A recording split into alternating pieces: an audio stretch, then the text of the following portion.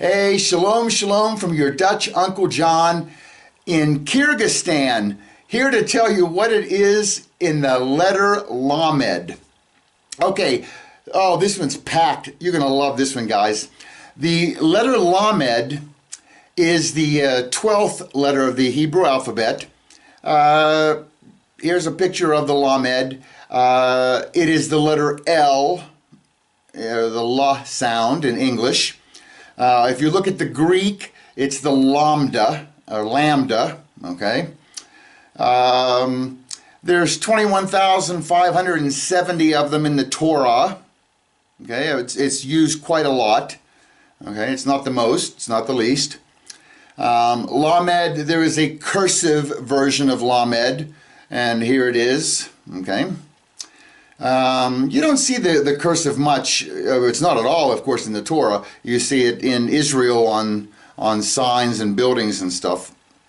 So I don't know my cursive alphabet, nor do I plan to know it, but just so you know, it does exist.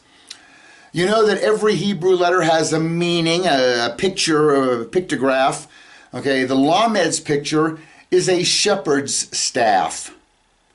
And it looks like a shepherd's staff, right? The shepherd's crook, it goes up and around, okay? Where's my stick? Oh, here it is. Look, we have a Kyrgyzstan stick.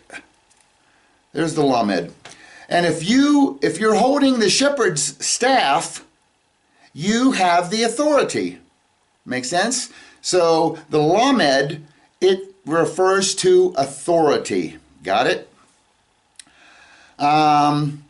Lamed is spelled Lamed Mem Dalet. And you can even put the gematria values in for those. Lamed is 30, Mem is 40, Dalet is 4. The word Lamed adds up to 74, which is 37 times 2. There's our 37s showing up again. If you've seen other videos, you know the 3 and 7, 37 that's huge with God because he is 3. He's a complex unity, right? A Father, Son, Spirit. And 7 is his perfection, his completion, okay?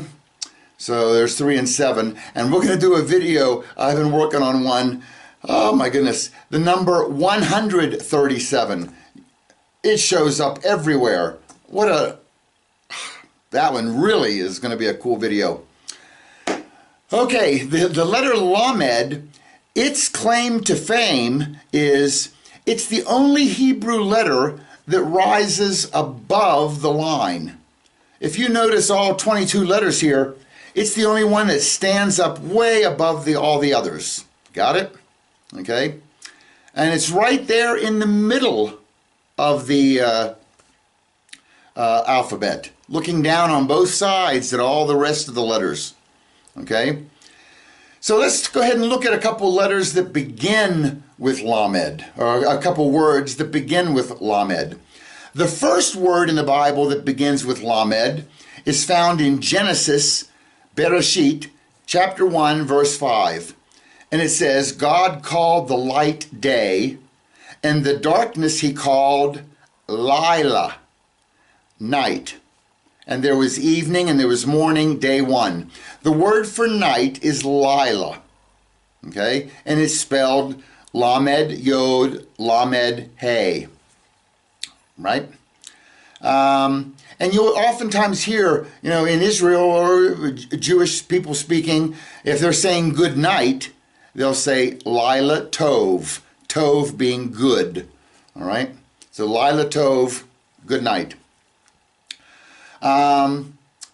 Another word, place that you find the Lamed is, you remember we've talked about this in past videos, that the Torah is broken into 54 sections, and that the Jews, they're instructed to read the Torah once per year. So they will read one section every week, and if you go through the whole year, that covers 50 weeks. The Jewish calendar is a little bit shorter than ours. And they have one week where they read 2 sections, and in the last week of the year they read 2 sections, and it all works out, but they read all 54 sections. Got it? Each section is called a parsha. Plural is parshat. All right? And they'll call it the parshat hashavua, the portion of the week. And no matter where you are in the world, I know I've been on cruise ships, and they'll have in the daily program that Friday night Sabbath service will be held in the library at 7 o'clock or at sunset, whatever. And if you go, they will be reading the same portion as every synagogue in the world. So you're all staying on the same schedule. And if you can't attend your home synagogue, you're still going to get that portion at your wherever you are. But the third parsha goes from Genesis 12:1 through Genesis 17:27, and it's called Lech Lecha. All right? And Genesis 12:1, if you remember, this is the call of Abraham, right? Where God says, and now, this is 12:1. Now the Lord said to Abram, Lech Lecha, go forth from your country and from your relatives and from your father's house to the land which I will show you. It's if you see it, it's Lamed Kaf, it's the final Kaf, and then it's again a Lamed and a Kaf. And in Hebrew, whenever you repeat a word, it stresses that word. So when you say Lech Lecha, it's go, but it's go with emphasis. Go forth, go. Okay? That's the whole concept here. So there's Lech Lecha. They begin with, 2 in a row begin with Lamed. All right? Another word that we know that begins with Lamed is lechem. You've heard this one before, I'm sure. Micah 5:2. But you, Bethlehem Ephratah, who are small among the clans of Judah, out of you will come forth for me one to be ruler over Israel, whose origins are of old, from the days of eternity. Bethlehem. Bet is house. Lechem is bread. Bethlehem is Bethlehem. Okay? And we know what happened in Bethlehem. This is where Yeshua was born, right? And Micah 5:2 is prophesying. Even the rabbis will agree. This is a messianic prophecy letting you know that the Messiah will be born in Bethlehem, the house of bread. It's not a surprise that Yeshua, Jesus, is referred to as the bread of life. And it shouldn't surprise us that he was born in the house of bread. Okay? Here's a word that begins with Lamed that you should know, and it's no. And not no as in no, but no as in no. Okay? It's the word lo. It's spelled Lamed alef. And you'll hear people, if you're asking somebody in Israel a question and the answer is no, they say lo. All right? Hosea 13:4. Yet I am the Lord your God, ever since the land of Egypt, and you shall know no God but me, for there is no Savior besides me. And here in that second line, you can see the Lamed Aleph, that there is no God but me. Okay, lo. And just so you know, if lo is no, yes, we've studied this one when we did the letter Kaf. The word yes is ken, spelled Kaf final noon. Okay, so lo and ken, yes and no. Okay.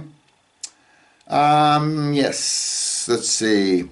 By the way, this word lo that refers to no is used by everyone to mean no. Okay? If my nephew asks me, Uncle, do you want a cupcake? I would say, Ken. That's right. This is a bad example because I would take the cupcake. How about this? If I would say to my nephew, hey, nephew, would you like half of a cupcake? and my nephew say, "Lo," okay, "No," to which I would answer, "Good, more for me."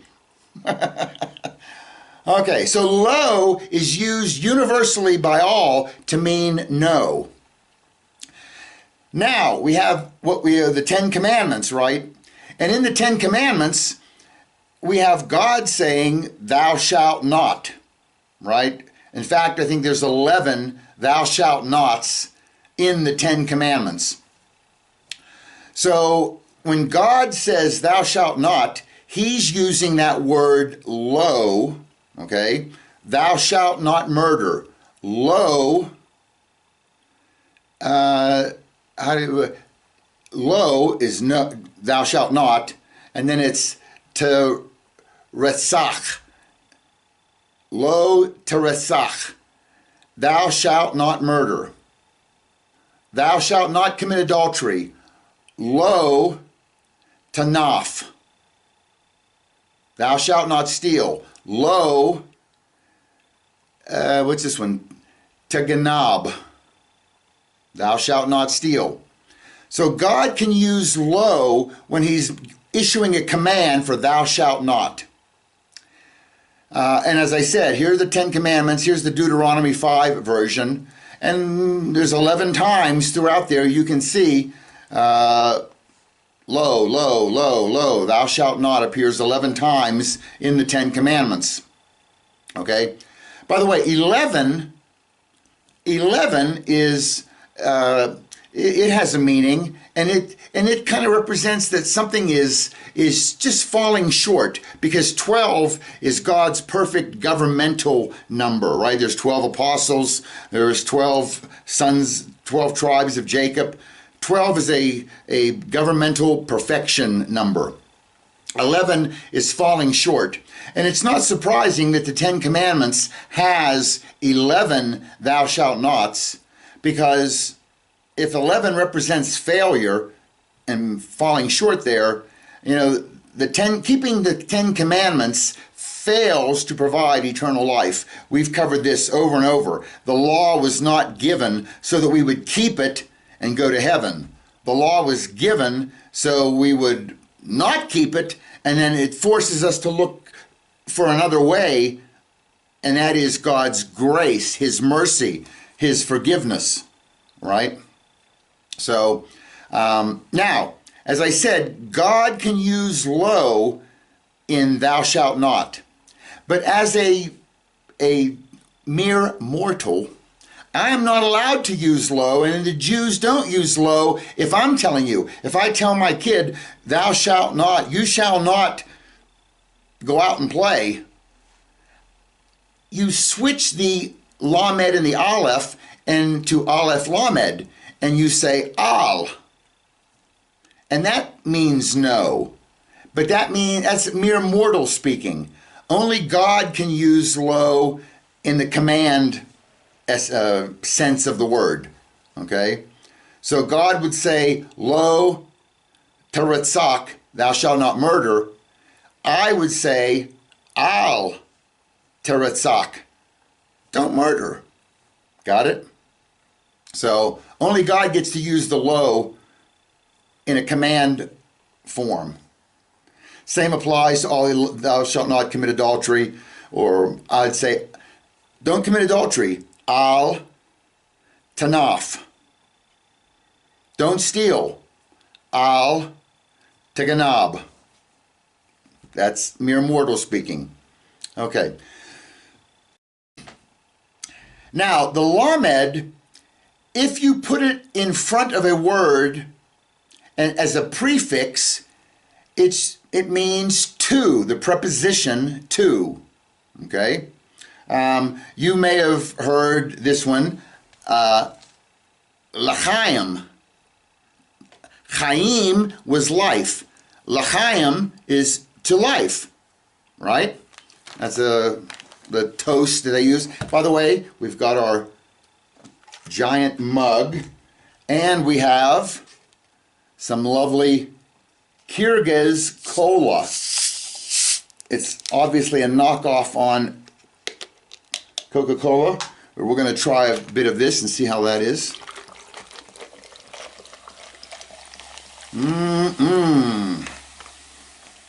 All right. While that's fizzing down, Genesis 6:5, it says, "And the Lord saw the wickedness of man was great on earth, and that every intent of the thoughts of his heart was only evil continually." The word heart is lev. It's lamed bet, lev. Okay? Not bad. Not bad at all. All right. L'chaim. Okay. Heart. Oh, by the way, this is kind of clever. The first word of the Torah, you know, is Bereshit, right? Bereshit. We've been studying that forever. The last word of the Torah is to be in Deuteronomy, last chapter, last verse. The last word of the Torah is Israel. Got it? The first letter of the Torah is the first letter of Bereshit, Bet. The last letter of the Torah is the last letter of the word Israel, the Lamed. So you put the first and last letters of the Torah together, they spell Lev. The Torah is the heart of God. How cool is that? Very nice. Okay. Just the heart, if the Lamed is 2 and Bet, remember, Bet is the second letter of the alphabet. Alef was the father. Bet is the Ben, the Bar, the son. So the heart points to the son. All right. Another cool word that has the Lamed, it doesn't begin with Lamed, but it's got a Lamed in it, and it acts as two different words. But in Genesis 2:20, you know, whenever God gave Adam his word, don't eat from this tree or you will surely die, then he gave Adam some work. I want you to go and name all these animals. And it says in Genesis 2:20, the man gave names to all the cattle and to the birds of the sky and to every beast of the field. But for Adam, there was not found a helper suitable for him. When Adam is naming these animals, I've told you this, but I don't think he's just blurting out sounds. He's actually getting to know these animals. And we've got the animal here, a kelev. It's a Kaf Lamed Bet. Well, we know those last two letters is a Lamed Bet. That's Lev. That's heart. The first two letters is a Kaf Lamed. That's the word kol. Kol means all. So when you say Kelev, you're actually saying all heart. And which animal is all heart? That's the Hebrew word for dog. And a dog is all heart, as you probably know. But that's very cool. I really think Adam got to know the animals. I've done more examples of these in the, I think it was the God's Garden in Eden. On that video, we've given more examples of animal names that have true cool meanings, showing that Adam got to know these animals before he named them. Another cool word that begins with Lamed is the word Luach. And maybe you've heard of a Luach Shana. Shana is the Hebrew word for year, and Luach is calendar. So the yearly calendar, the Jewish calendar has 12 months. Here they are. The first month being Nisan. Okay. And they kind of correspond to our months. They're very close. Nisan is kind of April, March, April. It's going to fall. And their months last either 29 or 30 days. and it's all kind of based on the lunar cycle. All right, and there are 12 of those, and they have the 4 seasons right around there. Okay, and Nisan is when you find Passover, which we're filming this in March. And I've noticed last night that the moon was just about to disappear, and it should be reappearing in a few days, and then 14 days later will be a full moon, and it will be Passover. Passover is always on the 14th day of Nisan, and there's always a full moon. So it will be coming soon. We've told you about in the Torah, and throughout the Old Testament, there are some letters that are extra big, and there are some letters that are written extra small, right? Well, in Deuteronomy 29:28, we have one of the enlarged lameds. And the verse says, "And the Lord uprooted them from their land in his anger, rage, and great wrath, and he cast them into another land where they are today." He's talking about Israel and for their disobedience, okay? And it has the large lamed in the word vayesh lechem, which is, and he cast them. There's the va in the front, that's and, ya is he, and then ashkelem, or ashlachem, the M at the end is they. He cast them, the plural M at the end. And it's stressing that big lamed, that he has the authority to do what he's doing. He has the authority to cast them, okay, into other lands. Another word that has lamed in it is the word kilah, and it's a kaf lamed hey. It means finished, completed, okay? And this one you can find, and it has a cool meaning to it. In Genesis 27:30, it says, "Now it came about, as soon as Isaac had finished blessing Yaakov, Jacob, and Yaakov had hardly gone out from the presence of Yitzhak, his father, that Esau, his brother, came in from his hunting." Remember, Jacob put the goat hair on his arm, and he went in to get the blessing from his father. And he said, "I'm here, I'm Esau, I'm here to get the blessing." And he got the blessing, and he got blessed. There was nothing left to bless anybody else with. And then Esau came in later and said, "Okay, Father, I'm here to get my blessing." And he said, "Wait a minute, I just gave you the blessing." And he realized he'd been, okay. And so here it is. Came about as soon as Isaac had finished blessing Jacob. And finished, completed, it is done. The blessing is given. There's nothing left to bless anybody else with. I'm working on an Esau-Jacob talk. Oh man, is it good. Be looking for that, okay? But there he's got that lamed for kilah. It's in there. He has the authority to bless and finish blessing, and he did. All right. What do we got next here? Well, this is an interesting one. And this is in Exodus 19:5.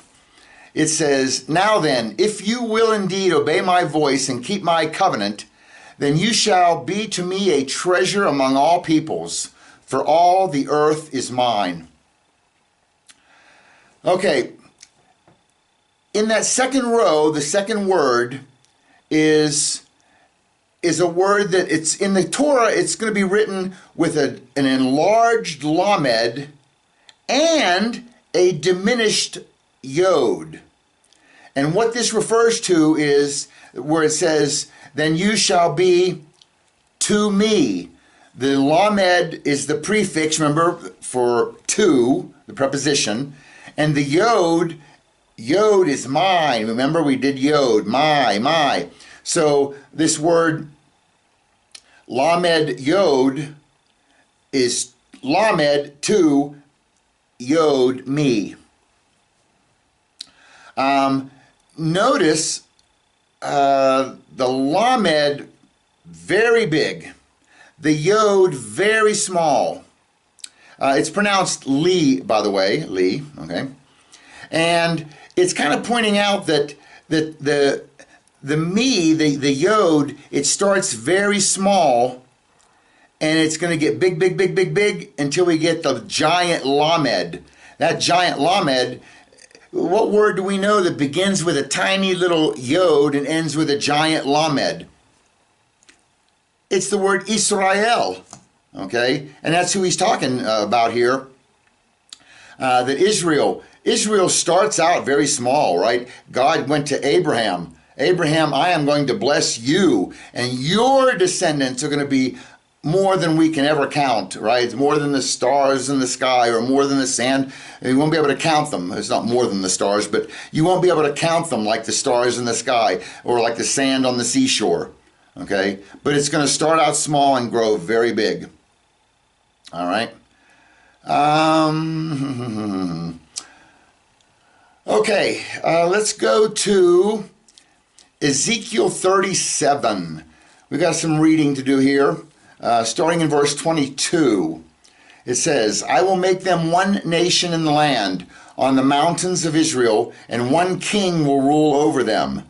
Then they will no longer be two nations, and they will never again be divided into two kingdoms. Remember, whenever David was king, he died, Solomon became king. When he died, the nation split into two nations. The northern one was called Israel, the southern one was called Judah. Some of the tribes, 10 of the tribes went up, and 2 of the tribes stayed down, and some mixed into both of them, okay? So he's saying, at some time in the future, there will no longer be two nations, right? And they won't be divided any longer. Verse 23, they will no longer defy themselves with their idols or detestable images or with any of their transgressions. I will save them from all their apostasies by which they sinned, and I will cleanse them. Then they will be my people, and I will be their God. Won't it be great someday when this happens? I can't wait. He's bringing them back to the land now, He's bringing them back. Okay, verse 24. My servant David will be king over them, and there will be one shepherd for all of them. They will follow my ordinances and keep and observe my statutes. Okay, verse 25. They will live in the land that I gave to my servant Jacob, where your fathers lived. They will live there forever with their children and grandchildren, and my servant David will be their prince forever. And I will make a covenant of peace with them, and it will be an everlasting covenant. I will establish them and multiply them, and I will set my sanctuary among them forever. My dwelling place will be with them, I will be their God, and they will be my people. Then the nations will know that I, the Lord, sanctify Israel, when my sanctuary is among them forever. The reason I read all this is, first of all, it's going to be incredible when it happens. I can't wait. But it talks about David being their king. My servant David will be king over them, and there will be one shepherd for all of them. Well, when you talk about shepherd, well, there's the Lamed, right? It's the shepherd's staff, okay? And the word for king is Melech. And we're going to talk about that in a bit, but the Melech is Mem, Lamed, Kaf. It's that Lamed sitting in the center of the alphabet that sits way up above and looks at all. That's going to represent a king, okay? You'll see that in a moment here. Visually, the Lamed looks like a shepherd's crook. It looks, and it's no surprise where we get the letter L. It comes from the ancient Lamed, right? If you put these two letters together, alef, Lamed, alef we know is head of the ox, strength. Lamed is the shepherd's crook. The two together, alef, Lamed, spells El, which is God. It's his title. and it's the strong shepherd. Very nice. Okay, and the longer title of this is Elohim. Again, alef is strong, lamed is shepherd, hey is behold, a revelation. Something's gonna be revealed. Yod is a hand. Mem is water. So Elohim points out he's the strong shepherd who reveals his hand on the waters. This is his power title. This is, in the beginning, God created the heavens and the earth. Bereshit bara Elohim. Power title. Okay, and we also see this in the Psalm 23. You can take God's title and stick it in here, the spelling out Elohim, the alef is the Lord, is my lamed, shepherd. I shall not, hey, behold, blessings are coming.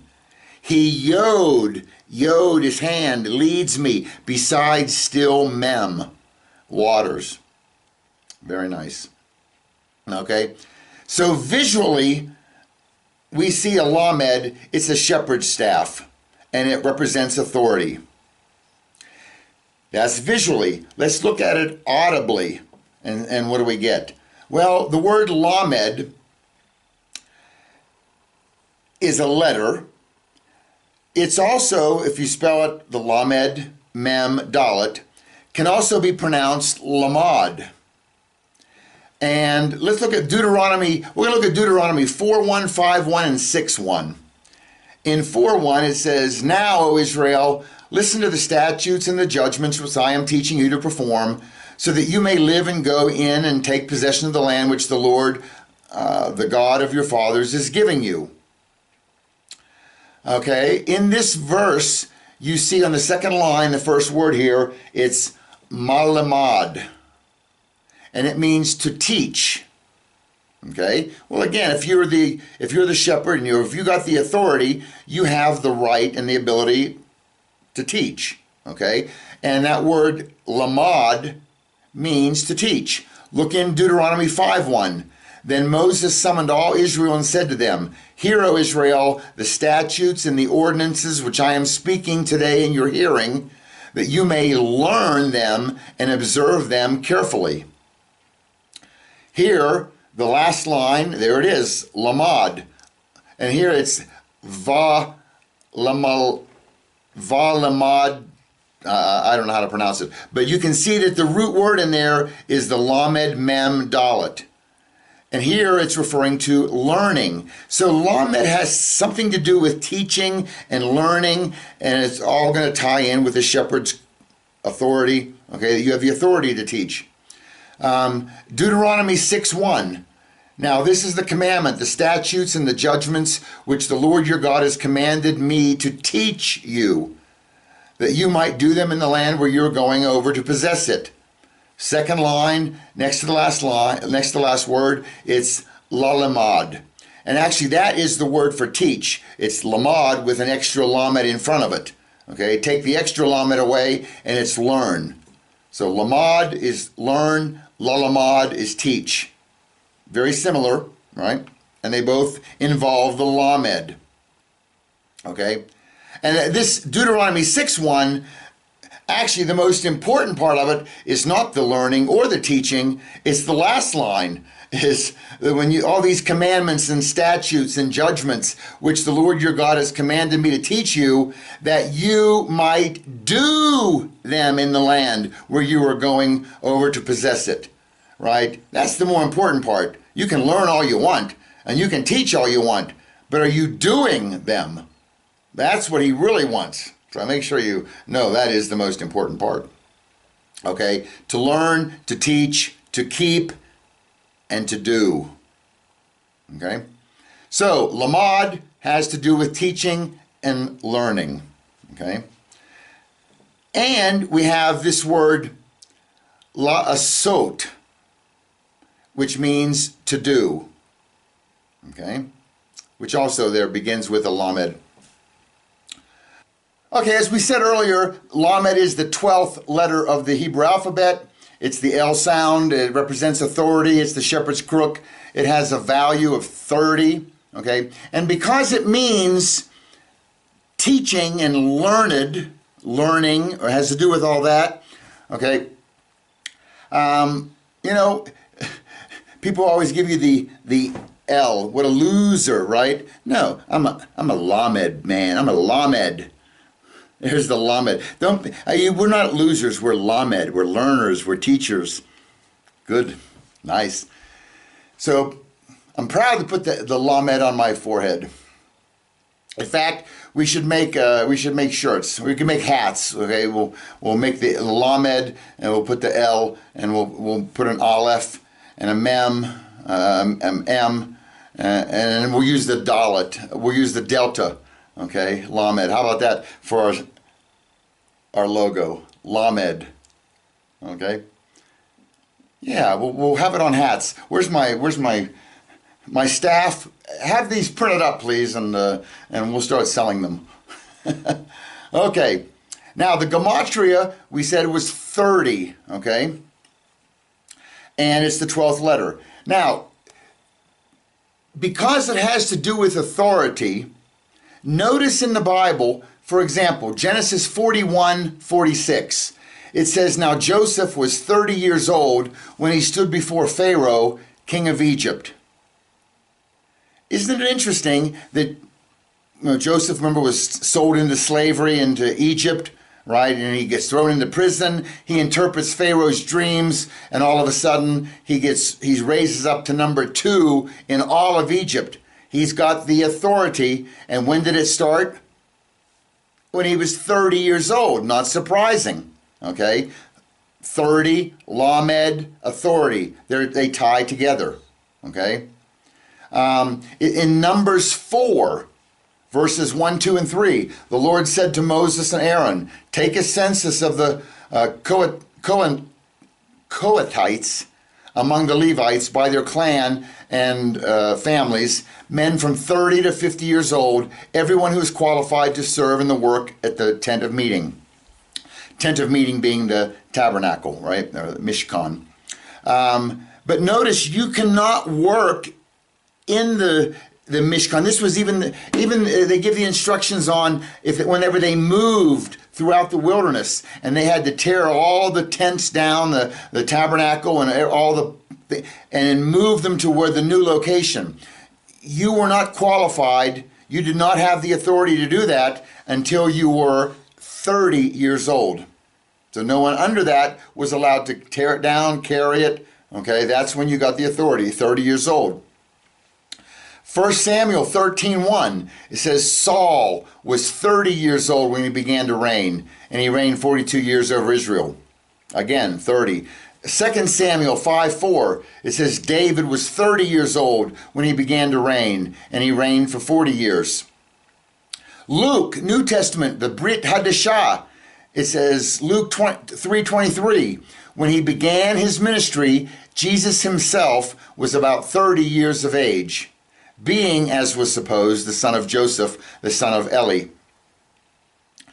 And even in today, you cannot become a rabbi until you're 30 years old. That's when you get the authority.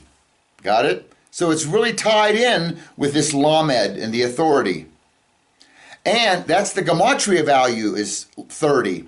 The ordinate value is 12. What's ordinate value?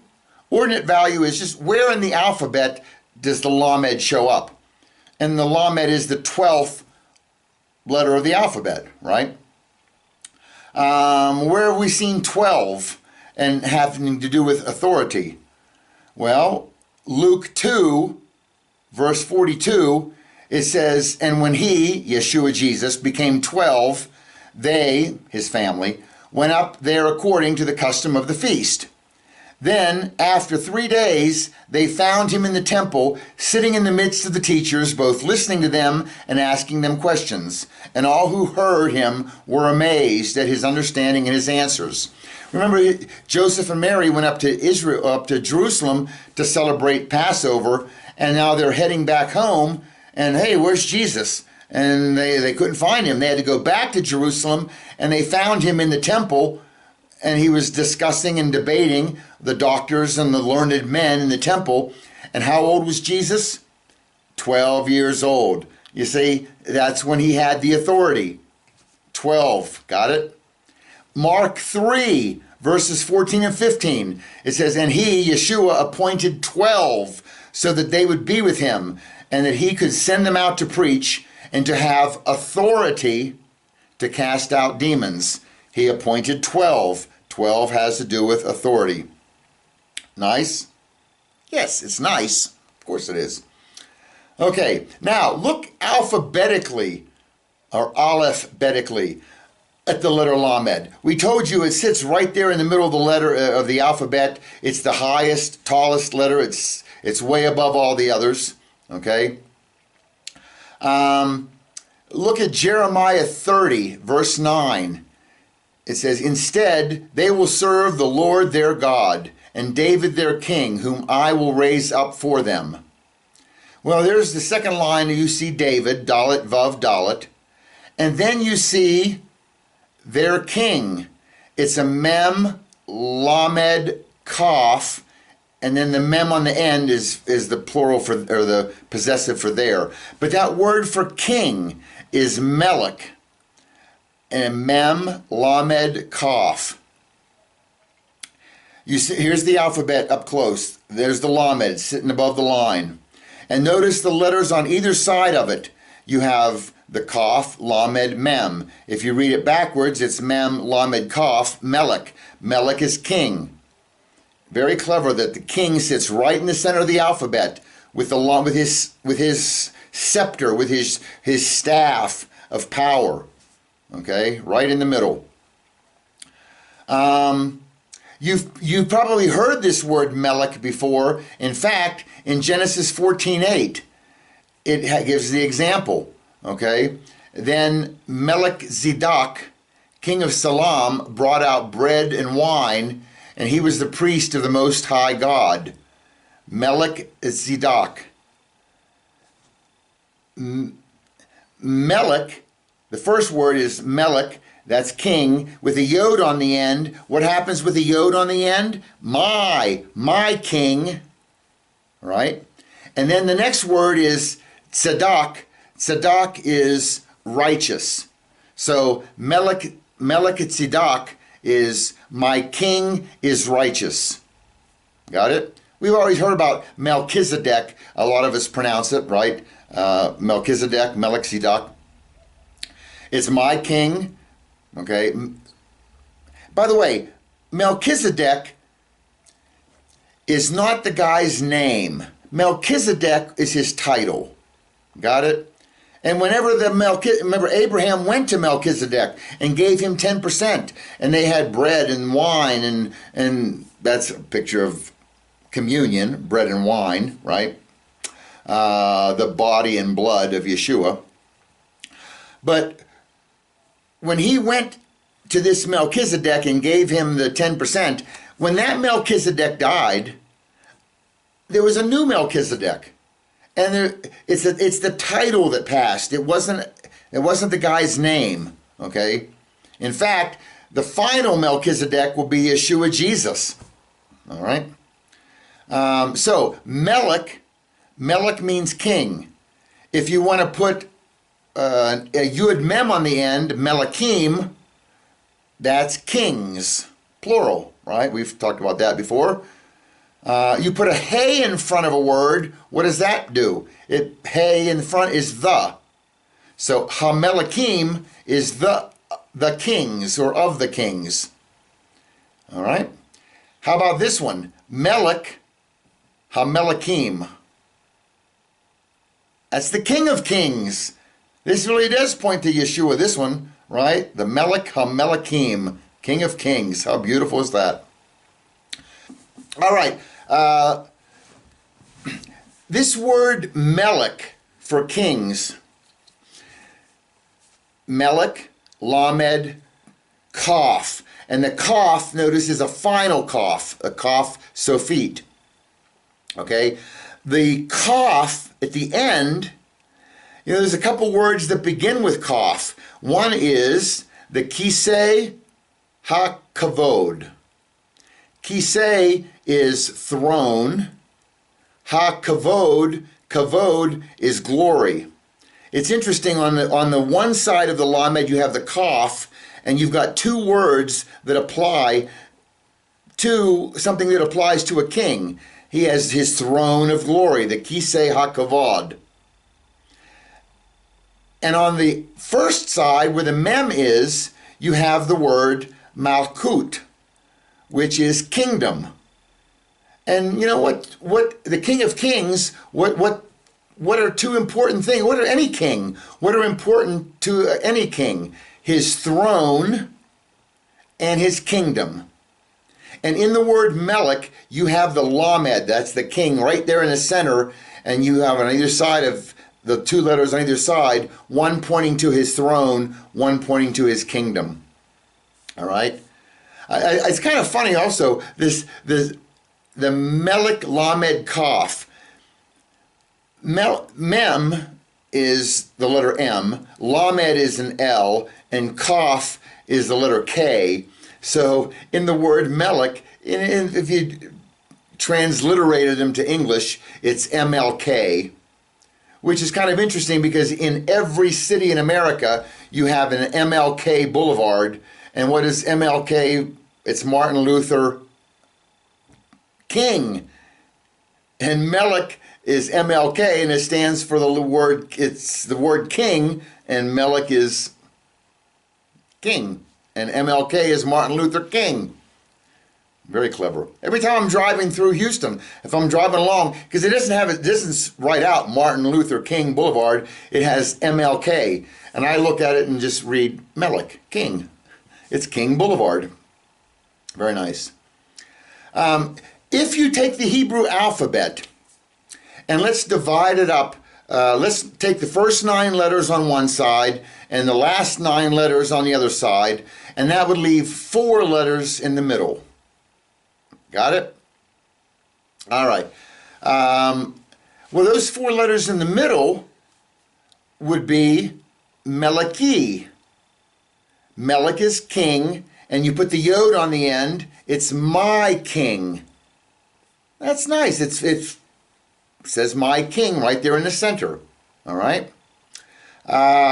Let's go ahead and add up all the gematria values from the first side, the first 9 letters, and that adds up to 45. Let's add up the gematria of the 9 letters on the back side, and we get 1,350. Got it? And we have that lamed right in the center, and we know lamed is 30, right? And if you multiply 30 times 45, you get 1,350. That lamed sort of ties the first 9 letters to the last 9 letters of the Hebrew alphabet. What next we got? Where we see Melech, a very cool place, is in John chapter 19, starting in verse 19.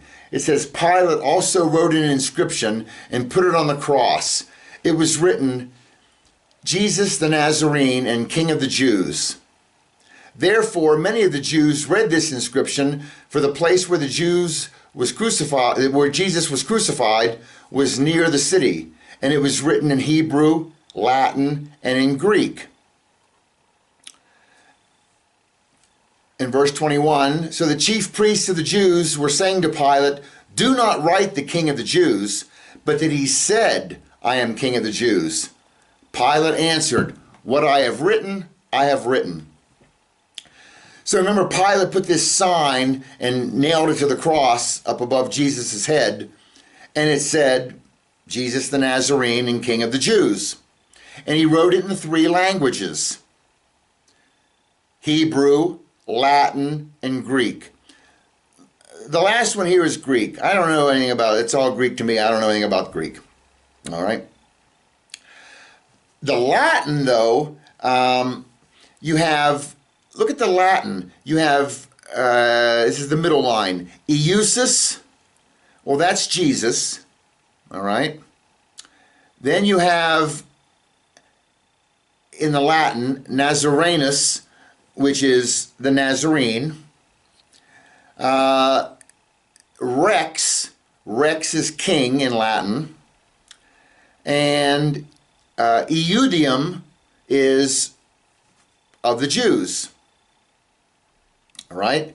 And a lot of times you've been in museums around the world, you'll see lots of paintings. Here's one by Raphael called Monde Crucifixion, painted in 1503. Here's a picture of Jesus on the cross, and above you have this sign that says INRI. What is INRI? There's the Latin Eusus Nazarenus Rex Eudium. It's the initials for that, okay? You see it in museums and in paintings of the Passion all over the world. You see this sign above, okay? It's a real shame that's what we see. Here's why. Because if you look at this in the Hebrew it says Yeshua, Hanatzari, Vamelech,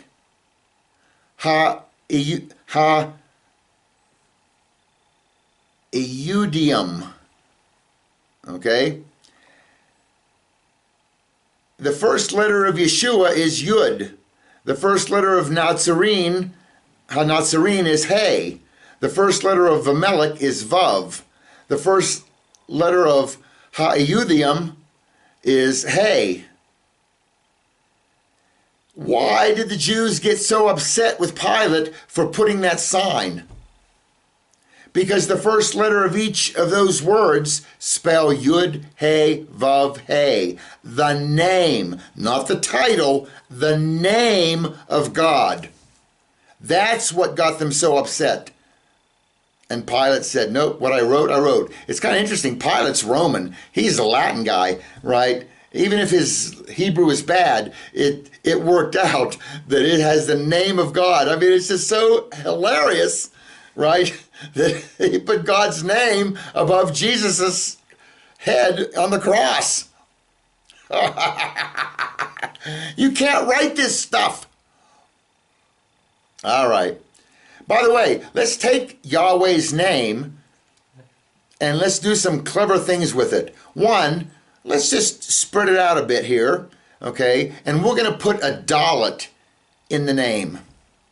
When we do that, we get the name Yehuda, Judah.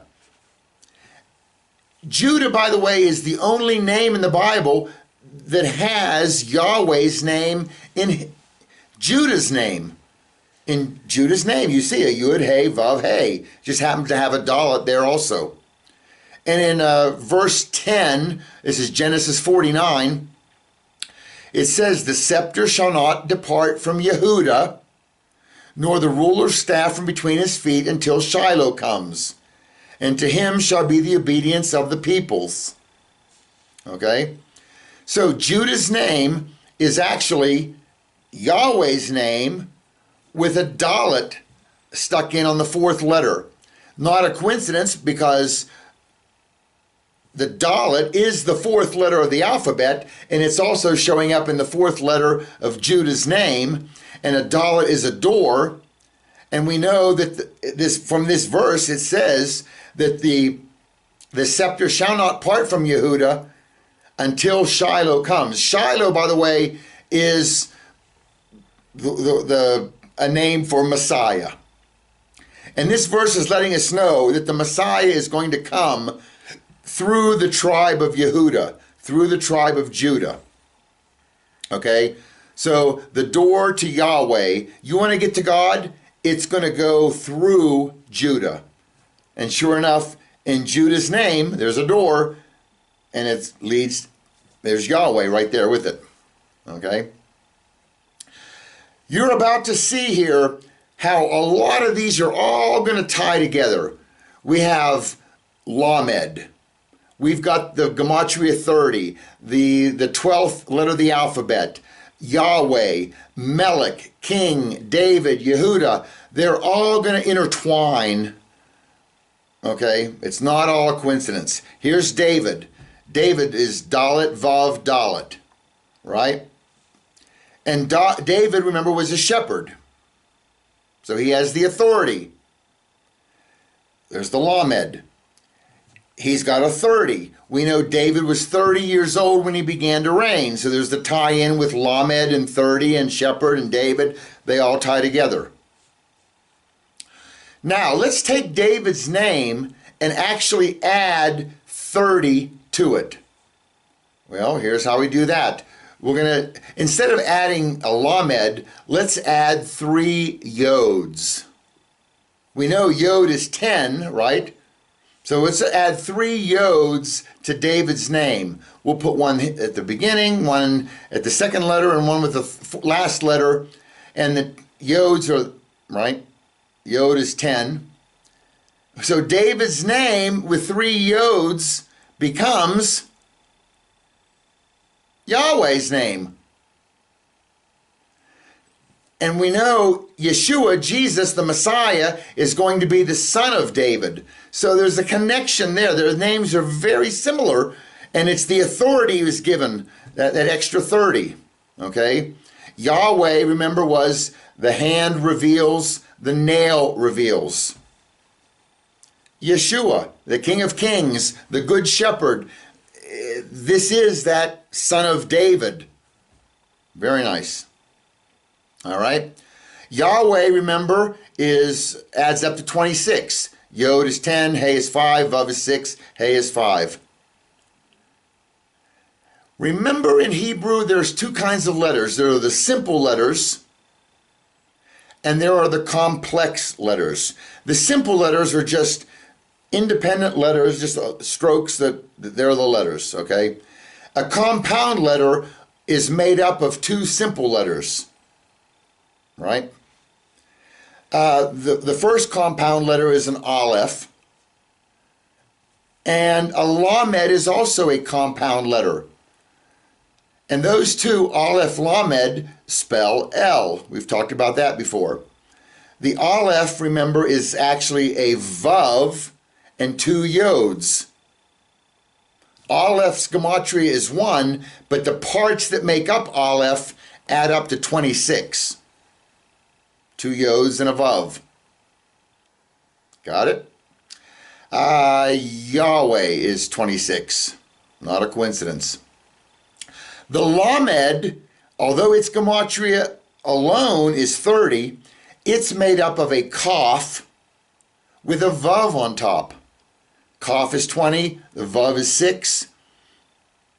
The lamed, its parts add up to 26. And as we said, Yahweh adds up to 26. Very clever that Aleph Lamed, El, God, it's pointing to God is Yahweh. El, Yahweh, 26. Even the parts, the letters that spell El point to 26 Yahweh. Now let's go ahead and stick the Dalet in there. When we put the Dalet in Yahweh's name, we get Yehuda. Yehuda is, Yod is 10, Hey is 5, Vav is 6, Dalet is 4, Hey is 5. Yehuda's name adds up to 30. And it says, the scepter shall not depart from Yehuda. The scepter, remember, is the authority, right? And Yehuda's name adds up to 30, which is pointing to the scepter, the authority, shall not depart from Yehuda. By the way, this is going to be a little side note, a little side trail we're going to go on. Let me get comfortable here.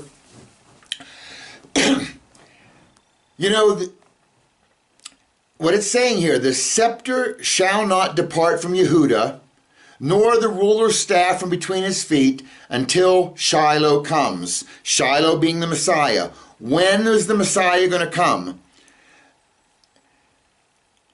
The Jews under King David, David was ruling. David was the king. Then Solomon was the king, and Solomon ruled. They had the authority, right?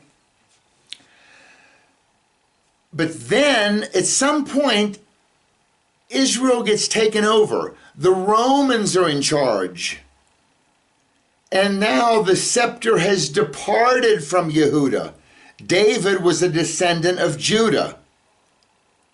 And the scepter passed from Judah. It's no longer, they're no longer being ruled by David or by Solomon. It's passed on to the Romans.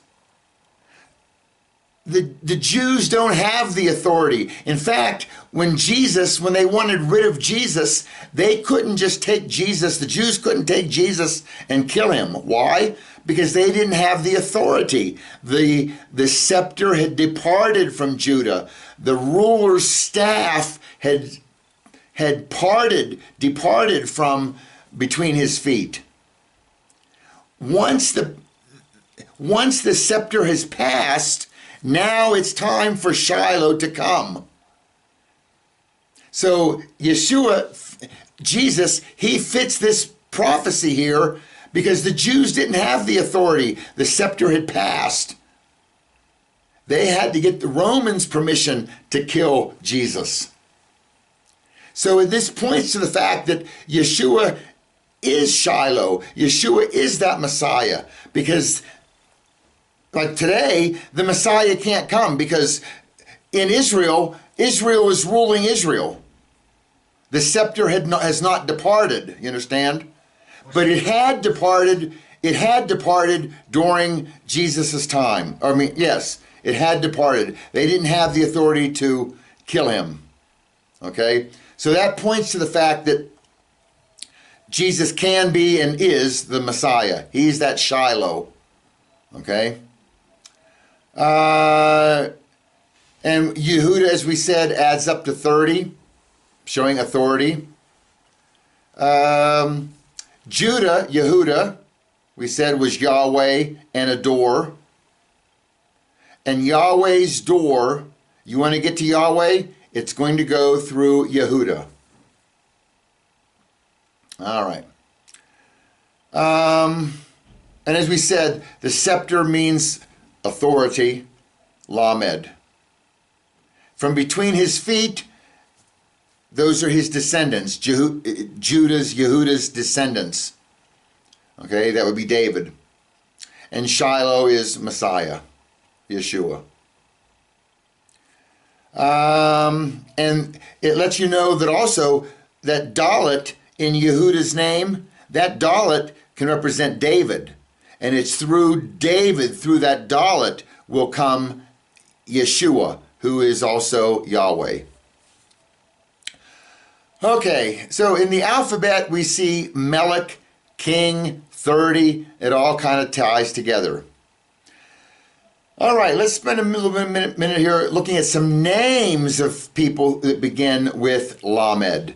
One of the early ones is Genesis 5:31, is Lamech. Although Lamech lived a total of 777 years, and then he died. Lamech, remember, was the father of Noah. And Lamech's, his age when he died, 777, is this equal to 3 times 7 times 37. Not a coincidence, Lamech. All right.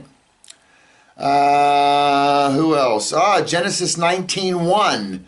It says, now the two angels came to Sodom in the evening, and Lot was sitting in the gate of Sodom. And Lot saw them, and he rose to meet them, and he bowed himself with his face toward the ground. Lot, this is Abraham's nephew, begins with a Lamed. Genesis 29:23. And it came to pass in the evening that he took Leah his daughter and brought her to him, and he went in unto her. Leah, this is remember Jacob was in love with Rachel, and Rachel's father Laban did a little switcheroo, and Jacob, he's planning on getting Rachel on his wedding night, and Rachel doesn't show up. Laban sends Leah, the older daughter, and Jacob, how he doesn't know this, I guess it was a dark tent, but he sent in Leah instead. All right. And then he had to work another 7 years till he got Rachel. But Jacob's first wife, Leah, begins with a Lamed. By the way, you'll notice that the matriarchs, there are 4 of them, Sarah, Rebecca, Leah, and Rachel. Together they have 13 letters in their name, for whatever that's worth. Okay.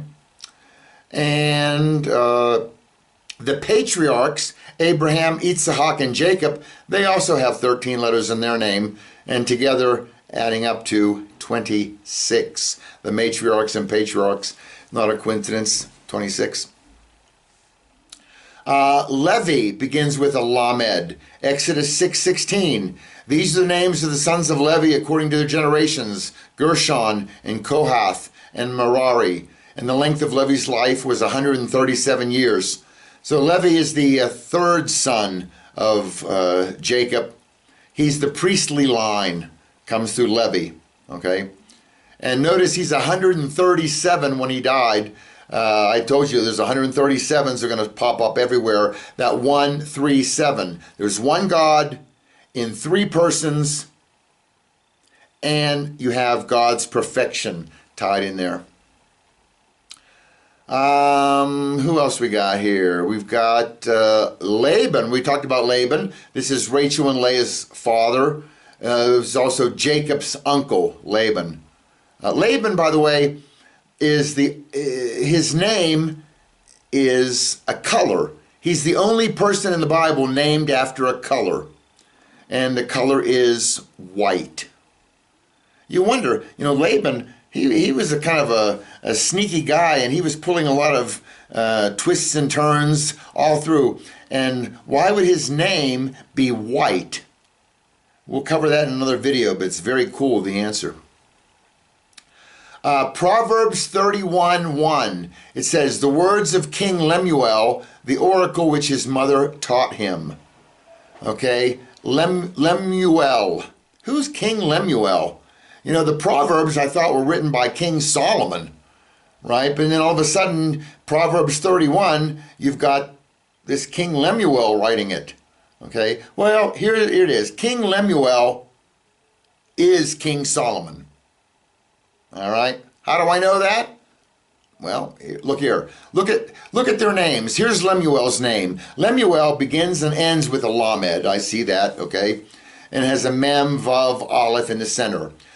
Solomon's name is Shin, Lamed, Mem, Vav. And his name is not pronounced Solomon in Hebrew. Okay? His name is pronounced Shlomo. And there's a lot of Jewish men in Israel and in the world named Shlomo. That's Hebrew for Solomon.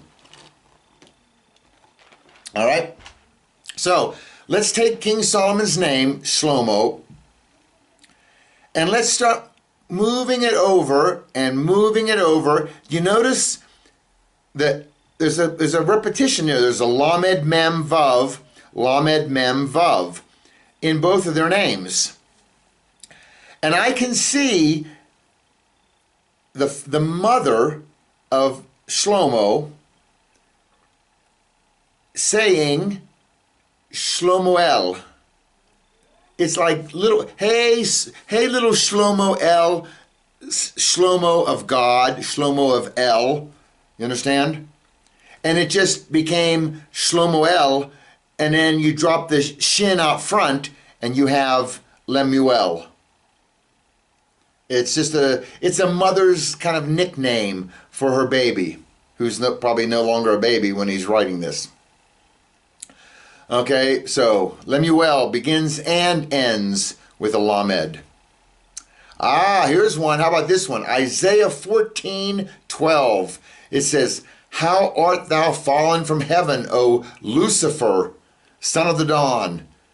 How art thou cut down to the ground, which didst weaken the nations? Okay, Lucifer, does that begin with a Lamed? Well, look at it in the Hebrew. I have it in the first line. It's got 2 Lameds in it. There it is. It's in the Hebrew, it's Hillel. It's a Hey, Yod, Lamed, Lamed. And in the Hebrew, verse 12, it says, in the actual literal translation, it's how you have fallen from heaven, O shining one, son of the dawn. O shining one is Hillel.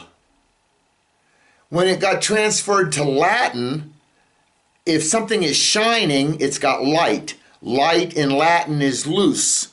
Lucifer is a Latin name. This is a horrible translation to call him Lucifer, because his name is not Lucifer. That's a Latin creation. His name was Hillel, and that means, O shining one in Hebrew.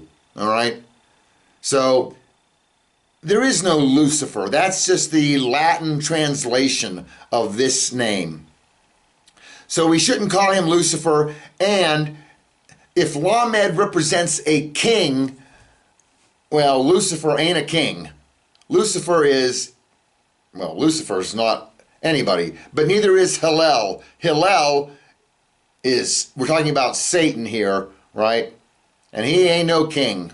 He's king of the flies. No, he's lord of the flies. He's not a king. He doesn't qualify as a Lamed. Rat fink, no good. All right. Let's move on to Psalm 119. This is a great psalm that's got all the alphabet, 176 verses in it. You know the first 8 verses, there it is in 119, and that all of the first letters of the first 8 verses all begin with alef. Then the next 8 verses through 9 through 16 all begin with bet. And then 17 through 24 all begin with gimel. And if you jump down to verse 89 through 96, all of these verses in the Hebrew begin with Lamed. Very nice. Okay.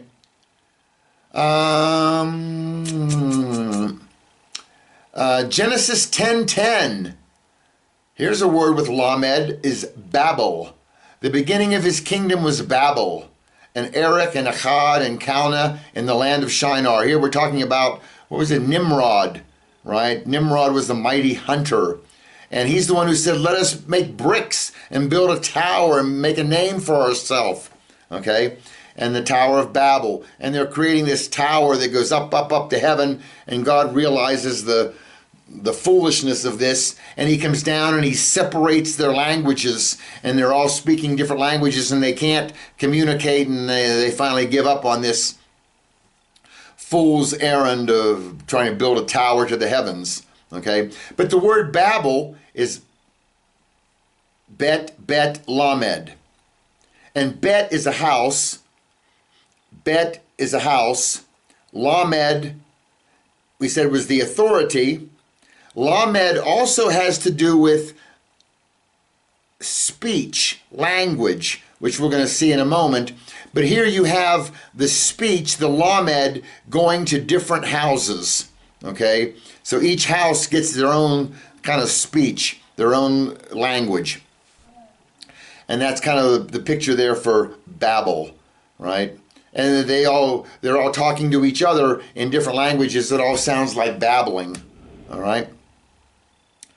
Now, as I'm saying that these different languages, or the Lamed represents language, okay, I want to show you something here in the Hebrew. This is not a bonus, but it is kind of cool how it all is going to tie in with Lamed, okay? But the Hebrew alphabet, there are 5 different kinds of your throat, your tongue, your mouth has to, these letters, the 22 letters of the Hebrew, they originate in different parts of your throat, mouth.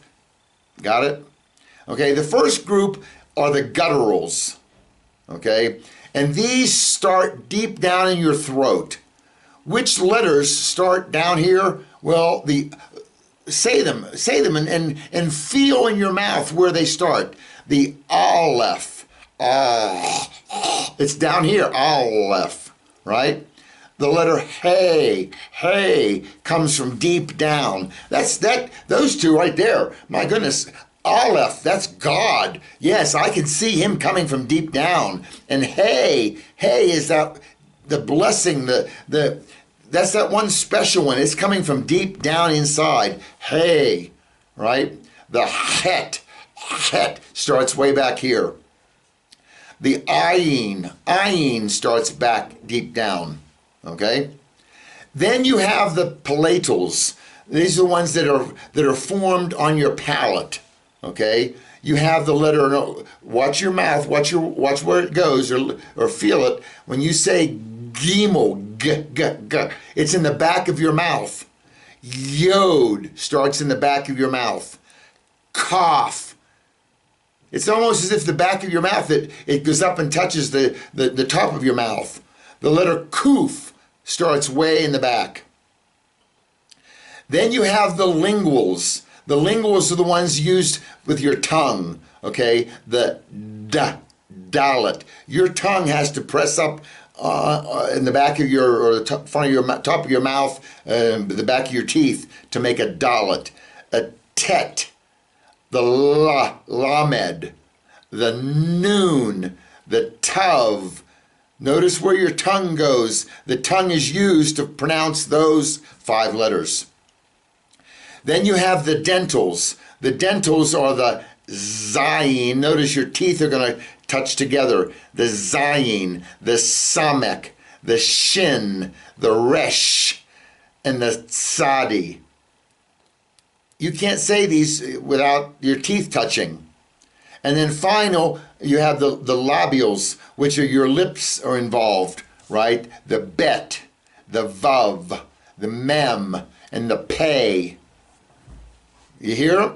So there's 5 different places, and they start way in the bottom, and they work their way to the front, right? Until you get to the lips. Very clever.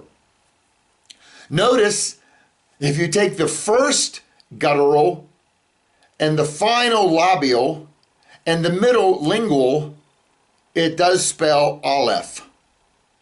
Which God, that's alef's, right? That's God. He's at the beginning and he's in the middle and he's at the end. He's involved in all the alphabet, right? Very nice there. And this lamed is right smack dab in the center of all of it, okay?